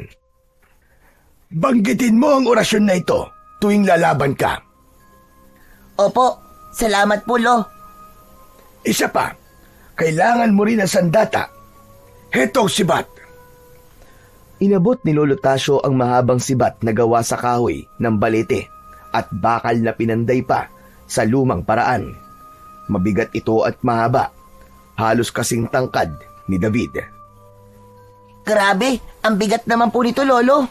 Di ko po yata to kayang gamitin. Abay, kailangan mong matutunan. Pero kung ayaw mo, pwede rin nating palitan. Ano gusto mo? Lo, pwede po bang tirador na lang po? Ano ka mo, tirador? Aba, sige. May ideya ako. Hintayin mo ko. Umalis si Lolo Tasyo. Pumasok ito sa loob ng bahay. Pagkalipas ng ilang sandali, ay lumabas ito at may bitbit na tirador sa kanyang kamay. Kakaiba ito sa lahat ng nakita ni David. Ang hawakan ay gawa sa sungay ng usa, pinakinis at inukitan ng mga sinaunang simbolo. Ang goma ay mukhang matibay pa. Ang sandata na ito ay hindi basta-basta. Pag ginamit mo ito, parang bala ng baril ang lakas niyan. Wow! Ang astig po nito, Lolo. Saan po ito galing? Pamana yan sa akin ng tatay ko, pero hindi ko naman nagagamit. Ngayon ay panahon na para ipamana ko to sa'yo. Pero hindi ito isang laruan na. Opo, Lolo. Teka, pwede ko po bang subukan? Sa katuruan niyo na rin po ako. Agad na tumango si Lolo Tasyo. Pagkatapos ay pumunta sila sa likod ng bahay kung saan may nakatumbang patay na puno. Inilagay ng matanda sa ibabaw nun ang ilang piraso ng lata. O ayan, subukan mo nga. Itong mga to ang magiging target mo. Isipin mong aswang ang mga yan. Kailangan patamaan mo sila ng mabilis. Pumili si David ng maliit na bato. Inipit ito sa terador. Huminga muna siya ng malalim, saka itinutok ang terador sa lata. Huwag mong hawakan ng sobrang higpit. Dapat tamang tensyon lang. Saglit na tumango si David at muling inayos ang pagkakahawak sa terador. Pinakawalan niya ang bato. Tumama ito sa lata. Lolo, ang galing ko! Nagawa ko po! Magaling. Sa tamang paggamit niyan, nasasamahan mo ng kapangyarihan ng orasyon at mutya. Kaya niyang dumurog ng bungo ng aswang. Pero kailangan mo pa ng ensayo. Sige, ituloy mo lang yan. Doon na muna ako sa loob ng bahay. Pagbutihin mo, Apo. Sige po, Lolo. Salamat po ah. Ayos. Panalo talaga to. Ngumiti si Lolo Tasyo bago pumasok sa loob ng bahay. Samantala, nagpatuloy naman ang sunod-sunod na balita tungkol sa mga nawawalang hayop sa baryo. Araw-araw ay may nagrereklamo. Ang mga tao ay unti-unti nang kinakain ng takot. Marami ang lumapit kay Lolo Tasyo. Nakiusap na gawan niya ng paraan ang problema ng kanilang baryo. Dahil kilala nila na dating antingero ang matanda. Alam nilang kaya nito na labanan o puksain ang mga namemerwisyong aswang. Ngunit isa lang ang palaging sagot ng matanda sa kanila. May tamang panahon. Kailangan munang maghanda. Si David, bagamat sanay nang gamitin ang tirador, ay halos araw-araw pa rin nag-iensayo. Ngunit isang gabi, habang mahimbing ang tulog ng maglolo, biglang nagising sila sa narinig na malalakas na sigaw. Ah! Tulong! Tulong, saklolo! Napabangon bigla si David. Lumabas siya ng kwarto. Halos kasabay niyang lumabas ang kanyang lolo. Nagkatinginan sila. Parehong kabado. Lolo, parang galing po yun sa kabilang bahay. Boses po yun ni Miko. Agad silang lumabas. Doon nila nakita na tumatakbo palabas ng bahay nila ang bata. Hinahabol ito ng aswang. Miko! David! David, tulungan mo ako! Tulong! Pero huli na, dinagit ng aswang na yon si Miko. Hawak siya nito sa bewang at mabilis na inilipad sa ere. Ah! Wag! Bitiwan mo ako! Tulong! Tulong! Lolo, si Miko! Walang sabi-sabi, bumaba sa puno si Arroyo at lumapit kay David. Bahagya itong yumuko. Naunawaan na kagad ni David ang ibig sabihin ng kilos na yon ng kanyang alaga. Agad siyang sumakay sa likod ng agila. Sandali lang, Apo. Lolo, kaya ko po ito. Kailangan ko pong iligtas sa kaibigan ko. Sige, Apo. Pero, dalhin mo tong sandata mo at itong mga bato. Saka huwag mong kalimutan ang orasyon at ang mutya mo. Gamitin mo. Mag-iingat ka, Apo. Opo. Lumipad ang agila. Hinabol nila ang aswang na may hawak kay Miko. Sumabog ang liwanag na nagmumula sa kanyang suot na mutya. Inayos niya ang tirador at kumuha ng bato sa kanyang bulsa. Bumulong siya ng orasyon, Kasabay nun ay biglang tila nagbaga ang batong hawak niya pero hindi naman siya napapasok. Miko! Kapit ka lang dyan! Ililigtas ka namin ni Arroyo! Huwag ka mag-alala!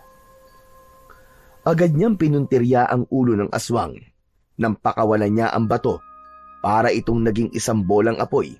Sapul ang kalaban sa sentido. Agad na nagliyab ang ulo nito. Nabitiwan nito si Miko. Ah! Arroyo! Si Miko, dali! Agad na lumipad ng mabilis si Arroyo patungo sa nalalaglag na si Miko. Sinalo nila ang kaibigan sa ere. Mahigpit na yumakap kay David. Dahan-dahan silang bumaba. Ayos ka lang ba, Miko?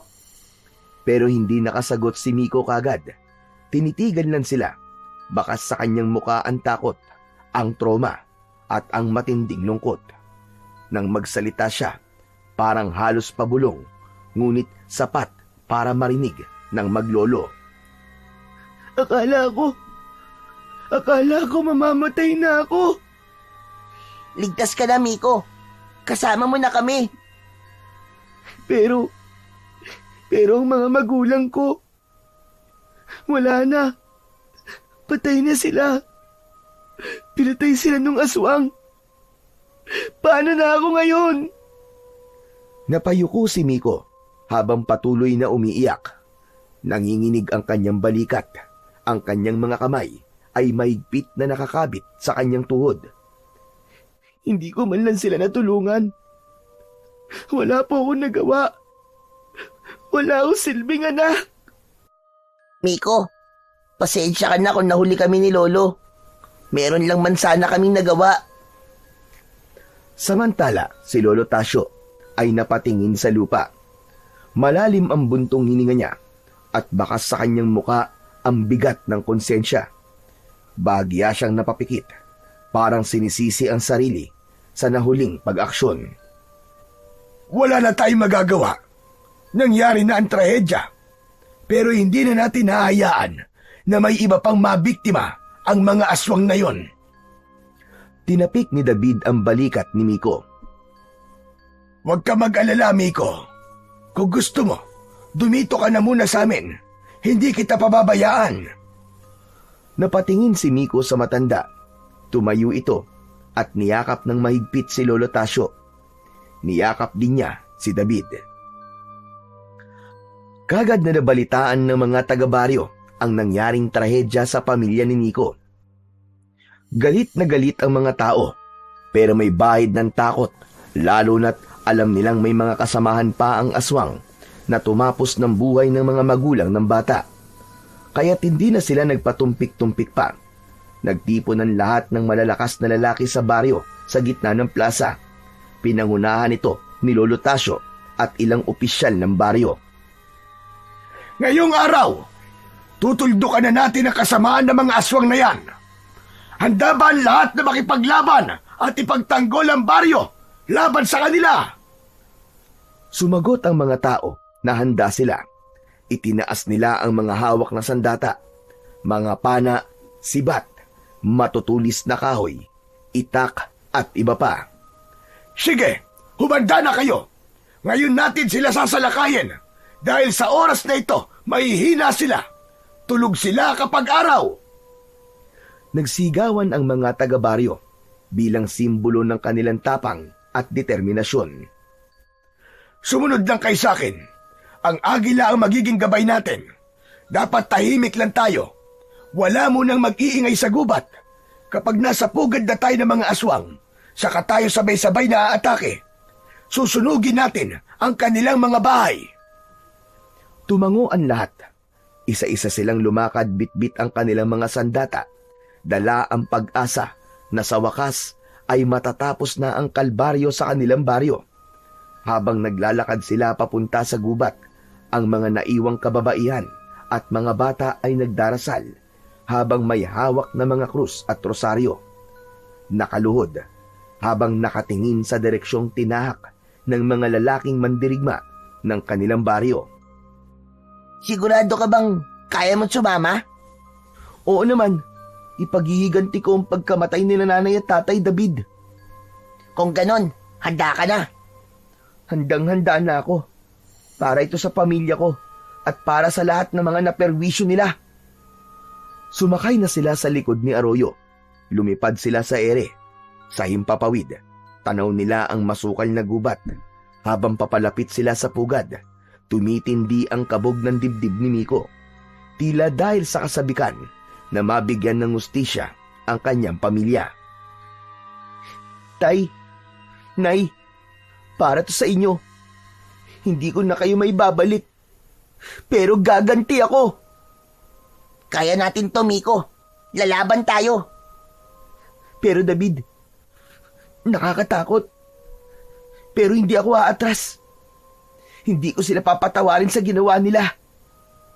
Tama, masama sila. Dapat lang natapusin na natin sila para wala nang ibang masaktan. Salamat David kasi nandito ka. Nandito kayo ni Arroyo para sa akin. Siyempre, best friend tayo, di ba? Mahigpit na niyakap ni Miko ang likod ni David. Mabilis ang lipad ng agila. Maya-maya pa ay nakita na ng dalawa ang pugad ng mga aswang mula sa itaas. Umikot-ikot sa himpapawid ang agila na si Arroyo. Samantala sa ibaba ay natanaw naman ng mga mandirigma ang agila. Malapit na tayo! Magsipaganda na kayong lahat! Ilang sandali pa ay narating na din nila sa wakas ang lugar. Tahimik lang sila. Nagmanman at naghintay ng tamang pagkakataon para sumugod. Ito na ang huling pagkakataon. Sa pagsugod natin, wala nang urungan. Tandaan nyo, tama sa puso, sa ulo, sa leeg. Yun ang kahinaan nila. Bumaba ang agila sa lupa. Bumaba ang dalawang bata. Paglapag nila, saka nagbigay ng hudyat si Lolo Tasyo. Sugod! Sabay-sabay na umabante ang lahat papasok sa lugar na yon. Agad nilang sinunog ang mga nadadaan ng bahay. Kumalat ang apoy na parang bangungot. Isa-isang nagsilabasan ang mga tao mula sa kanilang mga tahanan. Galit na galit ang mga ito. Agad na nagbago ng anyo ang ilan. Nanlaki ang mga mata ni Lolo Tasyo nang makita ang nangyari. Hindi niya lubos akalain na kaya pa ring magbago ng anyo ng mga aswang na yon maski tirik na tirik ang araw. Gayunpaman ay hindi sila pinanghinaan ng loob. Nag-umpisa na ang sagupaan. Patuloy ang pagsugod mula sa grupo ng mga taga-baryo. Nakipagsabayan sila sa pag-atake gamit ang mga sibat, matutulis na itak at pana. Lahat ng mga aswang na kanilang nakakasagupa ay pinapatamaan nila sa ulo, sa puso at sa leeg. Ngunit mabilis din ng mga aswang at malalakas. Ilan sa mga kasama ang agad na bumagsak. Ang ilan ay nasugatan at ang iba pa ay tuluyan ng binawian ng buhay. May mga aswang sa ere at ito ang kadalasang nakakasakit sa mga taong nasa ibaba. Agad na nagdesisyon si David na lumaban na rin at tulungan ang mga tao. Sumakay siya sa likod ni Arroyo. Sama ako! Tara na, bilisan mo, Miko! Lumipad sila sa ere. Maliksing ikinampay ng agila ang malalapad nitong pakpak habang sakay sa likod ang dalawa niyang kaibigan. Mula sa itaas, nakipagsagupa sila sa mga aswang na nasa ere. Hinawakan ni David ang kanyang mutya at inusal ang orasyon na itinuro sa kanya ng kanyang lolo. Sa ginawa niyang yon, naramdaman niyang mas lalong lumakas ang kanyang pangangatawan. Nagtaglay din siya ng kakaibang tapang. Wala ni katiting na takot siyang nararamdaman, maski maraming aswang ang kasama nilang lumilipad sa ere. Luminaw ang kanyang paningin, ang kanyang mga mata ay parang naging kasing talim ng mata ng agila. Paikot-ikot ang agila sa ere, iniiwasan ang mga aswang na sumusugod. Inihanda naman ni David ang kanyang sandata. Ganon din naman si Miko. Inilabas niya ang kanyang tirador. Bagamat simple lang yon, ay hindi siya nag-alangan na gamitin yon sa isa sa mga aswang na papasugod sa kanila. Tinamaan ito ang mata ng aswang. Ayos! Sapol! Ang galing ko! Ngunit hindi nito napatumba ang aswang. Bagkus, mas lalo pa itong bumagsik. Muli itong sumugod at muntik nang makuha muli si Miko. Mabuti na lang at agad na napatamaan ito ng umaapoy na bato galing sa tirador na hawak ni David. Nasunog ang aswang hanggang sa tuluyang naging abo. Muling kumuha ng bato si David at pinatamaan ang iba pang mga aswang. Mabilis, eksakto. Ang mga aswang walang magawa kundi ang sumigaw sa sakit habang nasusunog. Sa pamamagitan ng mutya, uubusin namin kayong lahat. Mga hayop kayong aswang kayo. Mga perwisyo kayo sa baryo ng lolo ko. Humugot pa ng isang bato si David mula sa lalagyan ng kanyang sinturon. Mainit na ang kanyang palad. Mas malakas kasi ang apoy na humahawa sa bato para magbaga. Ngunit kaya pa niya itong tiisin. Kaya pa niyang hawakan ang kapangyarihan mula sa mutyang ibinigay sa kanya ng kaibigang agila. Sa bawat pitik ng kanyang tirador, isa-isang tumatama ang mga bato sa katawan ng mga aswang. Wala siyang mintis. Grabe, David! Ang husay-husay mo na pala talagang gumamit ng tirador. Nakakabilib ka! Magaling kasing magturo si lolo. Paturo ka rin sa kanya.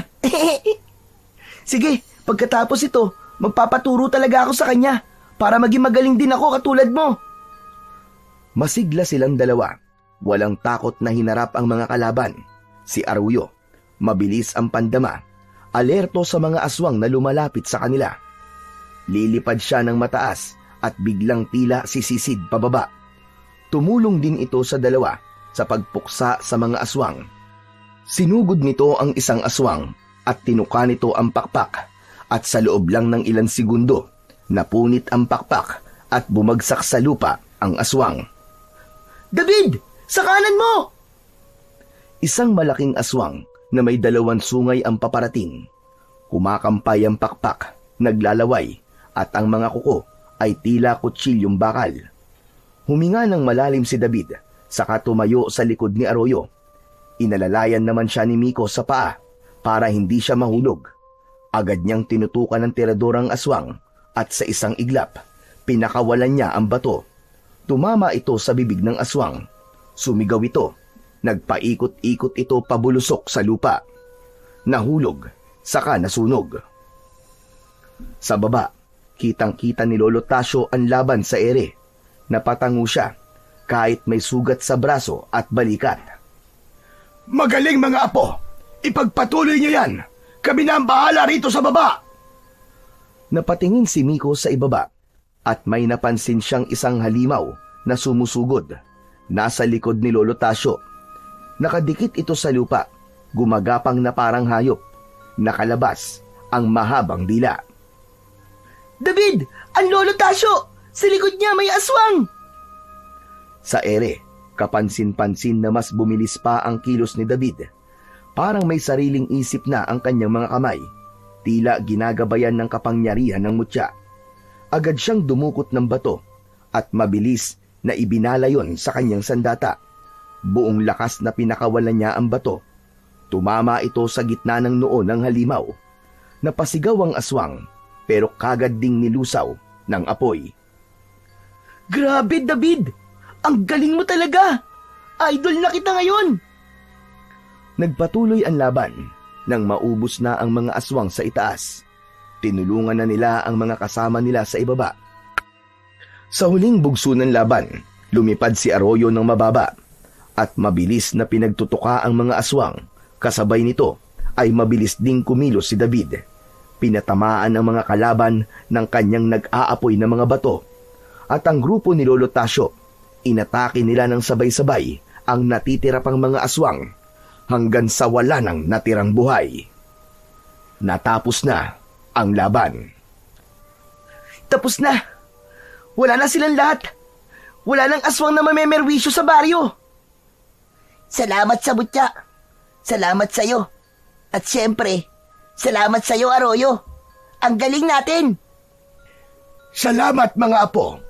Kundi dahil sa inyo, baka tapos na rin kami rito sa baba.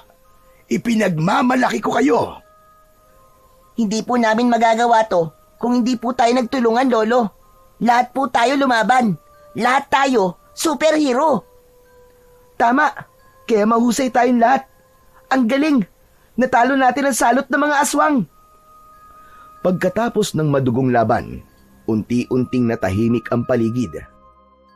Sabay-sabay na bumalik ang grupo sa baryo. Sa bungad pa lang ng gubat ay sinalubong na sila ng mga nag-aabang na kababaryo. Umiiyak sila sa tuwa nang malamang nagtagumpay ang mga ito na puksain ang mga aswang. Ngunit malungkot din nang makita ang bangkay ng ilan sa mga namatay nilang kasamahan.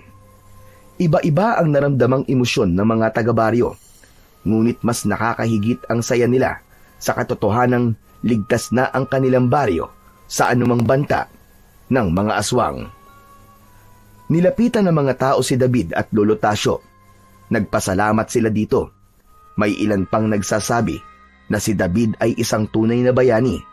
Nahihiyaman, ngumiti si David at tumingin kay Lolo Tasio. Hindi ko po ito nagawa ng mag-isa. Lahat po kami nagtulungan. Si Miko, si Lolo, si Aruyo, sila po. Lahat po sila tumulong. Sa tabi, napangiti na rin si Miko. Hawak pa sa kanyang kamay ang kanyang tirador na ginamit sa pakikipaglaban. Ilang araw pa ang nakalipas ay inilibing na ang mga magulang ni Miko.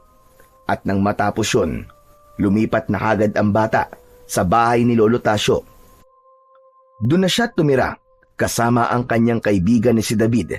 Dahil doon ay mas naging malapit sila sa isa't isa. Nagturingan na parang tunay na magkapatid. Sama-sama silang kumakain, nagtutulungan sa mga gawaing bahay at iba pa. Samantala, isang araw, habang naglalaro ang dalawa, ay napansin nila si Arroyo. Papalapit sa kanila. Nang tuluyang makalapit ay iniyuko nito ang kanyang ulo, kasabay ng pagladlad ng malalapad nitong mga pakpak. Bakit? May problema ka ba, Arroyo? Miko, parang nagpapaalam na siya sa atin ah. Ano? Bakit naman? Natahimik si David. Biglang pumasok sa isip niya na tapos na ang misyon ni Arroyo. Lumapit ang bata at niyakap ang kaibigang Agila.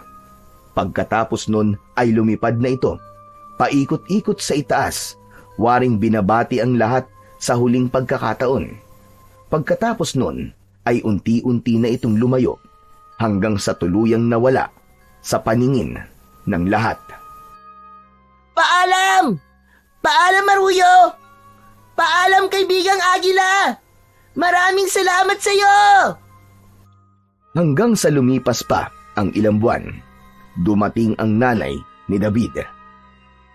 Anak, uwi na tayo. Ngumiti lang ang bata, tumango ng marahan at magalang na sumagot sa kanyang ina. Mama, pwede po bang dito po muna ako? Gusto ko pa pong makasama si Lolo, tsaka po si Miko. Napatingin si Aling Leticia kay Lolo Tasio, na tumango rin at ngumiti ng may pag-unawa. Sige anak, kung yan ang gusto mo. Nakikita ko naman na mukhang masaya ka dito. Salamat po, Mama! Bago umalis ay nagpasalamat si Aling Leticia sa kanyang ama. Nakita niya ang malaking pagbabago ng kanyang anak at masayang-masaya siya sa bagay na yon. Nasabi niya sa sariling hindi siya nagkamali ng desisyon na ipaubaya muna sa kanyang ama ang kanyang anak. Ngunit lingid sa kaalaman niya, isinikreto ng maglolo at ng mga taga-baryo ang malabangungot na naging karanasan sa kamay ng mga aswang. Hindi ito nalaman ni Leticia. Naiwan si David at nanatili sa piling ng kanyang Lolo Tasio at ni Miko. At simula noon, maraming mga taga-baryo ang nagsabi na malaki na ang pinagbago ng bata. Hindi na ito palaaway, hindi na pasaway tulad ng dati. Palakaibigan na ito at kinagigiliwan na ng lahat. Naging responsable at naging mabait na bata. Ngayon ko lang napagtanto na hindi lang palalaban sa mga aswang ang napagtagumpayan natin, Miko. Napaglabanan din ang apo ko at sarili niyang dating ugali. At para sa akin, Yun ang pinakamahalagang laban na napagtagumpayan niya. Kaya nga po, Lolo the best na ngayon si David. At mula sa araw na yon, nagtuloy-tuloy ang masayang buhay sa baryo. Hindi na muling nagbalik ang kadiliman. Dahil sa kabayanihan, pagkakaibigan, at tunay na malasakit, muling nanalo ang kabutihan laban sa kasamaan.